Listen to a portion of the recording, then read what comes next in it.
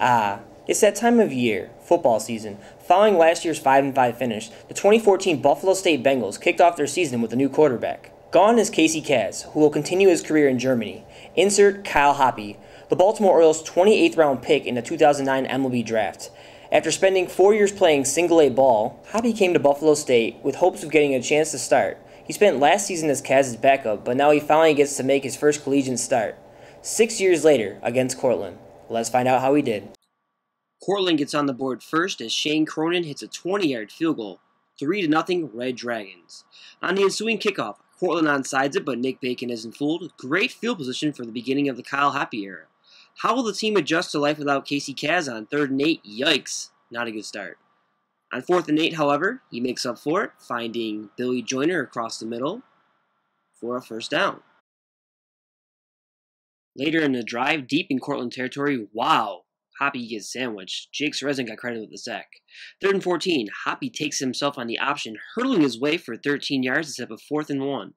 Gabe Ostro covers his gap and stuffs Rich Pete for a turnover on downs.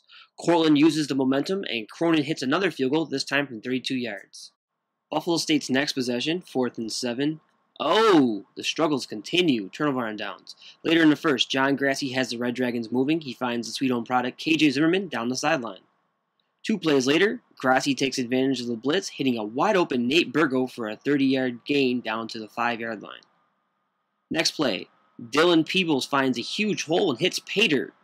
Cortland goes up 14 on Grassi's quick pass to John Mannix. Second quarter now, Hoppe seems to have gotten over the butterflies. He converts 4th and 5 with a 13-yard pass to Mike Doherty. Rich Pete caps off the drive with a 2-yard plunge into the end zone for Buffalo State's first points of the game. They now trail 14-7. Next possession. Hoppe fakes the option, fooling the defense. Preseason All-American Mike Doherty streaks wide open down the field for a 67-yard score to knot it up at 14. Hoppe is a former minor league outfielder. He's going to be good at these kinds of throws. Cortland will answer right back, though. Grassi throws a screen to Leighton Lassiter. He makes some nice moves to regain his balance and spins off Scott Cohen before he's off to the races. Thanks for ruining the finish, Cortland's sideline. 21-14, Red Dragons. Right before the half, Hoppe pump fakes and launches a pass down the sideline to Mike Doherty. Talk about threading the needle. Woo! Marc Montana hits a 35-yard field goal to send the Bengals into halftime, down by 4. Buffalo State has the ball first coming out of break. Get ready for another edition of Carney Camera. The number of close-ups I have of him making catches is amazing. Buffalo State takes its first lead of the game, 24-21. Will they hold it? Spoiler alert, no. Cortland's John Grassi strikes back with an 18-yard pass to Jack Dillahunty. On the ensuing extra point, Mitchell Thomas breaks free and deflects the attempt to keep it 27-24. Buffalo State will respond. Cortland collapses the pocket, but Hoppe isn't having any of that. He says, "Deuces, I'm out of here," and takes off for a 32-yard score. Roar! Cortland's next possession. Anthony Sanders brings pressure, forcing Grassi to rush his throw. Will Chesler steps in front of Dillahunty for the pick. Buffalo State has all the momentum on its side now. Rich Pete bounces it outside for 30 yards. That tackle could have been dangerous, but Pete managed to get his foot off the ground. Later in the drive, Carney Camera is back. Hoppe finds him wide open for a 15-yard score. Check out the celebration, though. Johnny who? It's Carney football, baby. Remember that saying, what goes up must come down? There goes momentum. Onside kick goes out of bounds. Cortland takes advantage. Lassiter bulldozes through for a 2-yard score. Grassi tries to convert for 2, but Marquise Artis deflects it away. 5-point lead. Hoppe isn't done yet, though. This guy has a cannon, and he's not afraid to use it.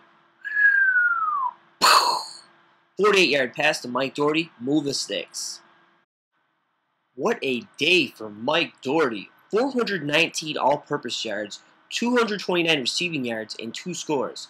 Buffalo State goes ahead by 12, their biggest lead of the day. Cortland will not go away, though. Grassi finds Jake Smith for a 37-yard score. If you like scoring, this game was a treat. 86 combined points through 3 quarters.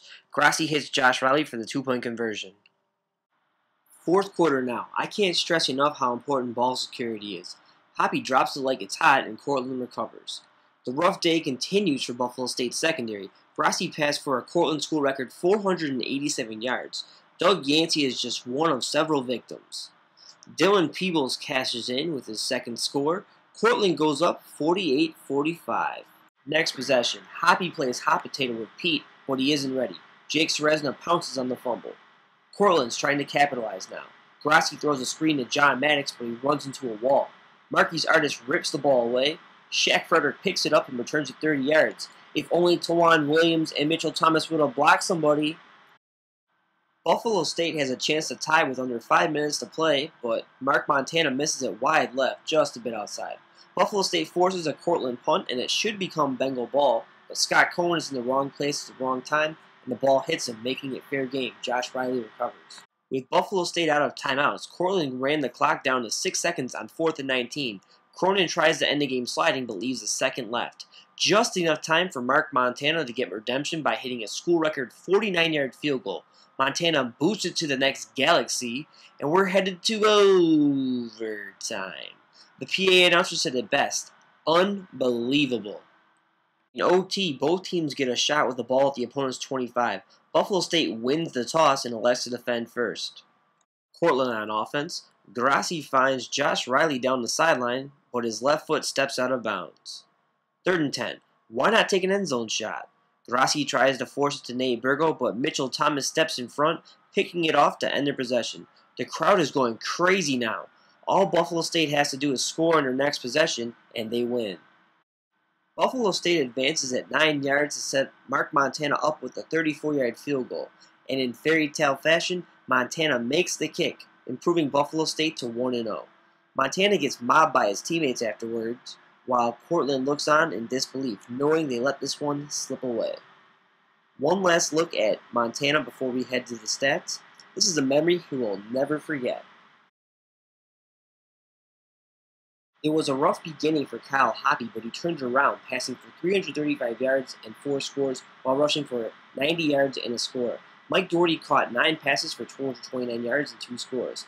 Marc Montana made 3 of 4 field goals, including a school record 49-yarder. John Grassi set 2 Cortland school records with 35 completions and 487 passing yards. Up next for Buffalo State is 1-0 Manchester in Indiana. It's just a 1-year deal for those wondering. Cortland will host 1-0 Brockport. One last note, all 9 Empire 8 teams won in Week 1. Next up is the interviews.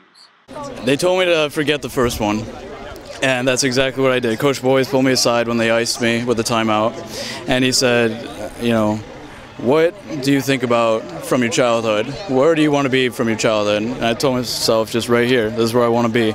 This is the moment that changes everything, and as a team, snap, hold, kick, we got it up and through. At first I just kind of had to get the jitters out. I mean, I miss this game. This is the love of my life right now. Football is everything to me. I missed it, and I had to just get all that out. But as soon as I got clicking, it came back to me. Yeah, I seen the 3 seam in, but then in the back of my head, I'm like, something coming in, something always got to come out. So as soon as I peeked, I think it was 3 or 18 coming right up the hash, and I was just like, it's my time. It was really coaching, because they always teach us something coming in, something always coming out. They tried to trick us a little bit and have something across the safety face, but it wouldn't work. That come from heart. Every day, we've been out here since August 12th, playing, blood, sweat, and tears. It's come from heart, man. I'll play any down for my brothers, and that's what it came down to. They ain't give up on me, I ain't give up on them. That's all it was. It feels good, actually. It feels good, but it's kind of, nerve-wracking at the same time. It's real emotional as each game goes by. You're just counting down the days until your last game. But we just got to keep playing, keep hustling. He did a great job. There'll be some things that he would have liked to have to take this play back. But I'm so proud of Kyle with his execution, some decision-making that he made out there.